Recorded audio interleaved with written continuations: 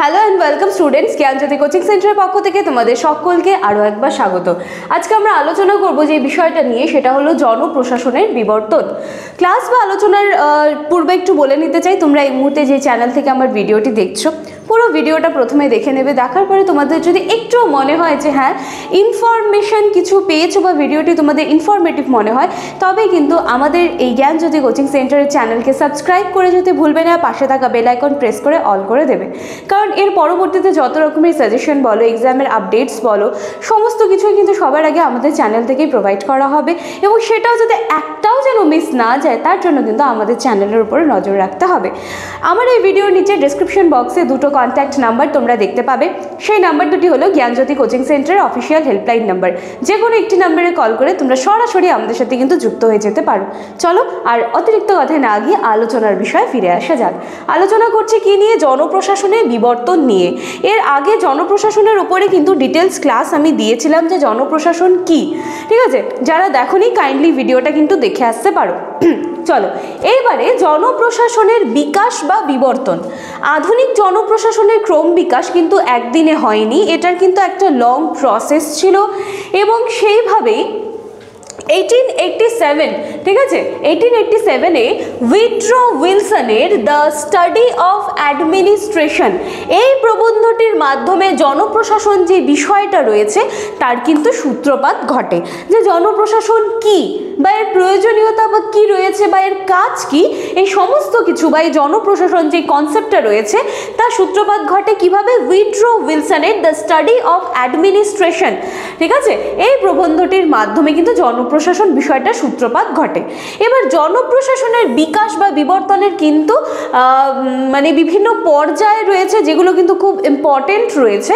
এবার আমরা প্রতিটা পর্যায়ে একটুখানি আলোচনা করার চেষ্টা করব। চলো দেখে নেওয়া যাক নেক্সট স্লাইডে কি রয়েছে। প্রথম পর্যায়ে চলে এলো। কি বলা হচ্ছে? জনপ্রশাসনের প্রথম পর্যায়টি 1887 থেকে 1926 সাল পর্যন্ত বিস্তৃত ছিল, এবং জনপ্রশাসনের বিবর্তনের এই পর্যায়ে দেখো আলাদা করে দেওয়া হলো। কোন বিষয়টাকে আলাদা করা হলো? জনপ্রশাসন ও রাজনীতি, এই দুটোকে আলাদা করে দেওয়ার কিন্তু কথা বলা হলো। 1887 সালে প্রকাশিত উইড্রো উইলসনের দ্য স্টাডি অফ অ্যাডমিনিস্ট্রেশন প্রবন্ধটির মাধ্যমে এই পৃথকীকরণের সূত্রপাত কিন্তু ঘটে। মানে বলা হয় যে জনপ্রশাসনের কাজ থাকবে আলাদা এবং রাজনীতির কাজ থাকবে আলাদা, এই দুটোকে আলাদা করতে হবে, এবং জনপ্রশাসন স্বাধীনভাবে স্বতন্ত্রভাবে আত্মপ্রকাশ করবে, ঠিক আছে, যেটা আমরা জনপ্রশাসনের বিবর্তনের একদম প্রথম পর্যায়ে দেখলাম। আচ্ছা, এই প্রবন্ধটির মাধ্যমে, এই প্রবন্ধটি মানে কোন প্রবন্ধটি? উইড্রো উইলসনের দ্য স্টাডি অফ অ্যাডমিনিস্ট্রেশন, এই প্রবন্ধটির মাধ্যমে এই পৃথকীকরণের কিন্তু সূত্রপাত ঘটে, এবং এই প্রবন্ধটির মাধ্যমে রাজনৈতিক কাজ আর প্রশাসনিক কাজ এই দুটো যে আলাদা জিনিস, রাজনীতির ভূমিকা, রাজনীতির কাজ আলাদা রয়েছে, জনপ্রশাসনের কাজ বা জনপ্রশাসনের ভূমিকা আলাদা রয়েছে, এই দুটোকে গোলালে কিন্তু চলবে না। যার জন্য কি করা হলো? প্রথম পর্যায়ে কিন্তু জনপ্রশাসন এবং রাজনীতিকে আলাদা করে দেওয়া হলো। আচ্ছা, ঠিক আছে, তো এই ছিল আমাদের প্রথম পর্যায়টা। এইবারে আমরা দ্বিতীয় পর্যায়ে দেখি এখানে কি বলা হচ্ছে। জনপ্রশাসনের দ্বিতীয় পর্যায়টি 1927 থেকে 1937 সাল পর্যন্ত বিস্তৃত ছিল, এবং জনপ্রশাসনের বিবর্তনের এই পর্যায়ে কতগুলো সুনির্দিষ্ট বৈজ্ঞানিক নীতি অনুসরণের প্রবণতা লক্ষ্য করা যায়। দেখো প্রথম পর্যায়ে আমরা কি করলাম? আমরা কি দেখলাম? জনপ্রশাসন রাজনীতিকে আলাদা করে দিল, আলাদা করে দেওয়া হলো, খুব ভালো কথা। দ্বিতীয় পর্যায়ে বলছে যে এবার কিছু সায়েন্টিফিক নীতি আমাদেরকে অনুসরণ করতে হবে।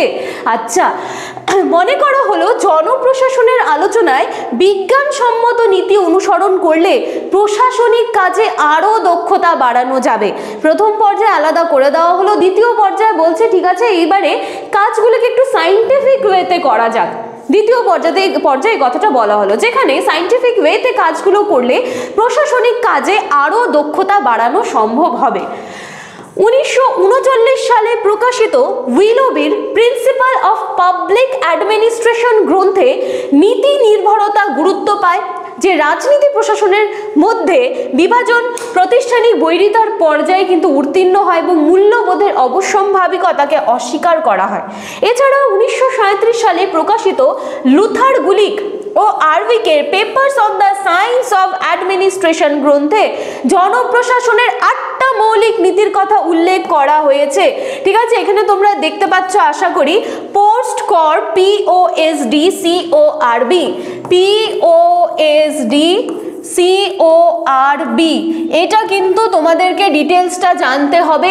এর উপরে স্পেশালি একটা ক্লাস আমি নেক্সট দিনে তোমরা পাবে। ঠিক আছে, এখন এই যে 8টা মৌলিক নীতির যে কথা বলা হচ্ছে সেটাই ভিডিওতে আলোচনা করলে দেখা যাবে ভিডিওটা লেন্দি হয়ে যাচ্ছে, একসময় তোমাদের আর দেখতে ইচ্ছে করবে না, একটা বোরিং ফিল চলে আসবে। তার জন্য এই যে এখান থেকে এটার উপরে কিন্তু একটা বেশ ভালো ক্লাস তোমরা নেক্সট দিন পেয়ে যাবে। ঠিক আছে, তার জন্য আমাদের চ্যানেলের উপর আবার তোমাদেরকে নজর রাখতে হবে। চলো তাহলে কি বলা হচ্ছে যে জনপ্রশাসনের 8টা মৌলিক নীতির উল্লেখ করা হয়েছে, যেটা হচ্ছে পোস্ট কর্প নামে পরিচিত। এবং আমরা এটা কোথায় দেখতে পেলাম, কোন পর্যায়ে দেখতে পেলাম? এটা আমরা দেখতে পেলাম দ্বিতীয় পর্যায়ে, যেখানে বলা হচ্ছে যে যে নীতি এবার অনুসরণ করা হবে সেটাকে যেন একটু সায়েন্টিফিক ওয়েতে যেন সেই নীতিগুলোকে গ্রহণ করা হয়। আচ্ছা চলো এরপরে আমরা দেখি তৃতীয় পর্যায়। তৃতীয় পর্যায়ে কি বলা হচ্ছে? জনপ্রশাসনের বিবর্তনের তৃতীয় পর্যায়টি 1938 থেকে 1947 সাল পর্যন্ত বিস্তৃত ছিল। সালগুলো কিন্তু ভুললে চলবে না, প্রতিটা পর্যায়ে যখন পড়ছো তার টাইম ডিউরেশনটা কতখানি ছিল সেটা কিন্তু ভালো করে দেখতে হবে। এবার তৃতীয় পর্যায়ে কি বলছে? জনপ্রশাসনের বিবর্তনের এই তৃতীয় পর্যায়ে জনপ্রশাসনের ধারণা নিয়ে বিভিন্ন তর্ক বিতর্ক বাদানুবাদের কিন্তু এবার সৃষ্টি হয়ে গেল, যে জনপ্রশাসনের যে কনসেপ্ট আছে সেটা নিয়ে। ঠিক আছে, সেটা নিয়ে বিভিন্ন ধরনের তর্ক শুরু হয়ে গেছে। যেভাবে নীতির উপর গুরুত্ব দিয়ে জনপ্রশাসন এতদিন গড়ে উঠেছিল সেইটা কি হচ্ছে 1938 সালে প্রকাশিত চেষ্টার এখানে নামটা রয়েছে, এখান থেকে হয়তো তোমরা ঠিকমতো দেখতে পাচ্ছ কিনা আমি জানি না, এটা একজনের নাম রয়েছে। প্রকাশিত চেস্টার আই বার্নার্ডের the functions of the executive বইটি প্রকাশের মধ্যে দিয়ে কিছুটা বৌদ্ধিক সমস্যার মুখোমুখি হতে হয়। তাহলে তৃতীয় পর্যায়ে আমরা কি পড়ছি? জনপ্রশাসনের কনসেপ্টটা কি, জনপ্রশাসনের ধারণাটা কি। প্রথম পর্যায়ে তো আমরা দেখলাম যে জনপ্রশাসনকে এবং রাজনীতিকে আলাদা করে দেওয়া হলো। দ্বিতীয় পর্যায়ে কি বলা হলো যে ঠিক আছে এরপরে যে আমরা যে নীতিগুলো অনুসরণ করব সেটাকে একটু সায়েন্টিফিক ওয়েতে যেন চিন্তাভাবনা করা হয় বা একটু যেন বৈজ্ঞানিক নীতি অনুসরণ করা হয়। এইবারে যখন আমরা তৃতীয় পর্যায়ে আসলাম সেখানে আমরা কি দেখছি? জনপ্রশাসনের ধারণা নিয়ে এবার নানান ধরনের তর্ক বিতর্ক শুরু হয়ে গেছে। ঠিক আছে, এটা তৃতীয় পর্যায়ে আমরা দেখতে পাচ্ছি। এবং সালটা কত ছিল? 1938 থেকে 1947। আচ্ছা, তোমাদের এখানে আজকের এই স্লাইডে মেইনলি এটার 5খানা পর্যায় হয়। এই স্লাইডে কিন্তু 3টা পর্যায়ে আলোচনা করা আছে। এবং পরবর্তী দিনের ক্লাসে যেটা আমি বললাম যে পোস্ট কর্পের ওপরে তোমরা একটা ডিটেলস ক্লাস পাবে। এবং এর সাথে সাথে আজকের যে ক্লাসটা এটা পার্ট 1 হিসেবে তোমরা ভাববে যে এটা জনপ্রশাসনের বিবর্তনের পার্ট 1, এবং পার্ট 2তে বাকি দুটো পর্যায়ে যেটা থাকলো চতুর্থ এবং পঞ্চম পর্যায়ে সেটা নিয়ে কিন্তু আমি আবার বিস্তারিত একটা ক্লাস নিয়ে আসবো। তো চলো আজকে আমার ক্লাস বা আলোচনার বিষয় এতখানি ছিল। এখানে তোমরা দুটো কন্ট্যাক্ট নাম্বার দেখতে পাচ্ছ। নাম্বার দুটি হলো জ্ঞানজ্যোতি কোচিং সেন্টারের অফিসিয়াল হেল্পলাইন নাম্বার। যে কোনো একটি নাম্বারে কল করে আমাদের সাথে সরাসরি তোমরা যুক্ত হয়ে যেতে পারো।